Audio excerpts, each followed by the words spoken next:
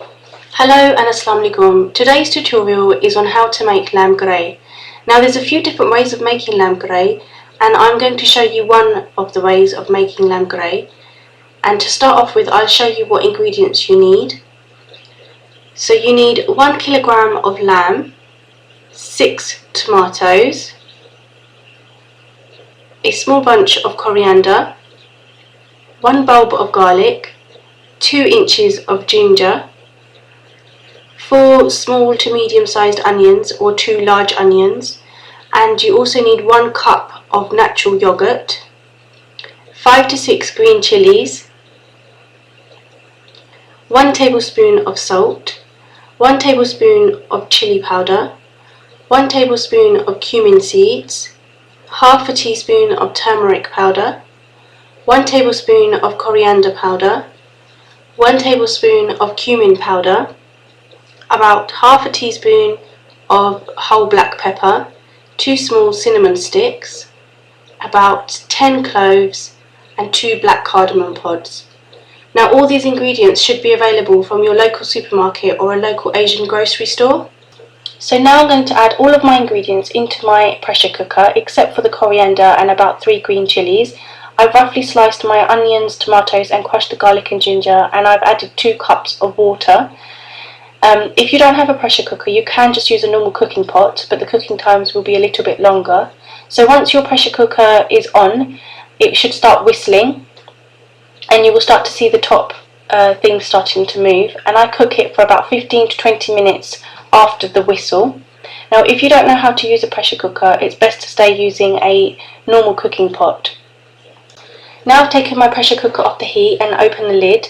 You can see that the oil has come to the surface and that the onions and tomatoes are nice and soft, and you can also see that my meat is now nice and soft and tender.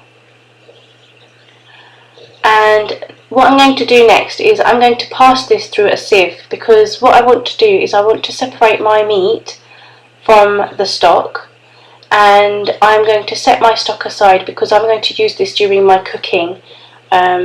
And the stock is full of great flavour from the meat, so don't throw it away, keep it aside and we can use this through the cooking process.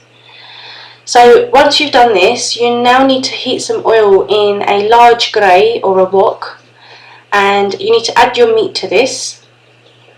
And once you've added your meat to this, you need to cook this on a high flame for about 15 minutes. And once this has been cooking for about 15 minutes, what you will see is that the colour will have changed and it will have darkened in colour, and a lot of the onions and tomatoes will have gone really soft and turned into a nice thick gravy. So here you can see that the oil has come to the surface, and like I said, it's darkened in colour.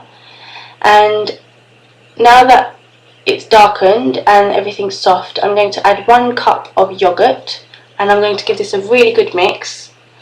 So after adding the yoghurt, I'm going to cook this for a further 15 minutes on a high flame, and what I want to do is I want to cook all of the yoghurt into the curry, and I don't want to see any more white lumps in it, and it will again darken in colour again, and the oil will come to the surface just like here.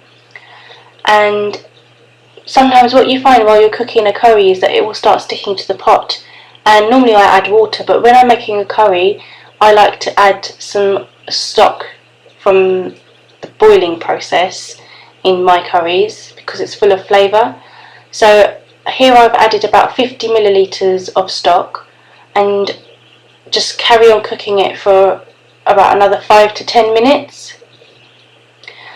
And what you'll see is that your gravy will have thickened up and it will turn a really nice dark rich colour, and your meat will really soften up.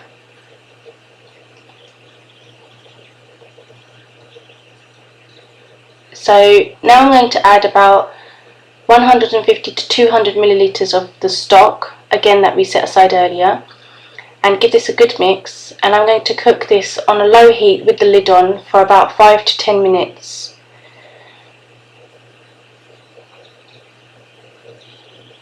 So here you can now see that the ghareh is now finished. The oil has come to the surface, the ghareh is a really nice dark rich colour, and that all of the meat is really nice and soft.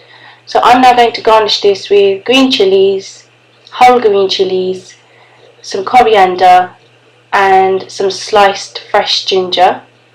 Now you can serve this with naans, chapatis, boiled rice, pilau rice. It's all really nice served with all of that, with some salad and some chutney. And again, thanks for watching, and I hope that you found this tutorial useful, and I will see you again soon. Assalamu alaikum.